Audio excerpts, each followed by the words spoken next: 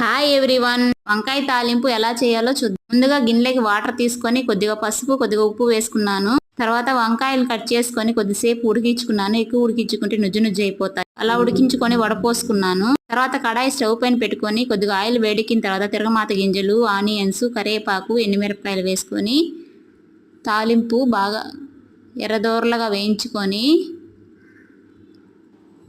తర్వాత మనం వడపోసుకున్న వంకాయల్ని తాలింపులో వేసుకొని ఒకసారి కలపెట్టుకున్నాను. ఈ లోపల మనం తాలింపు పొడిని రెడీ చేసుకున్నాము. కొద్దిగా వేరుశనగపప్పు, ఎండుమిరపకాయలు వేయించుకొని చల్లారిన తర్వాత మిక్సీకి పట్టించుకొని అందులో వెల్లుల్లిపాయ ఒకటి వేసుకుని మిక్సీకి పట్టించిన తర్వాత తాలింపు పొడిని తాలింపులో వేసుకొని ఒకసారి కలబెట్టుకున్నాను. అంతేనండి, వంకాయ తాలింపు అయితే రెడీ అయిపోయింది.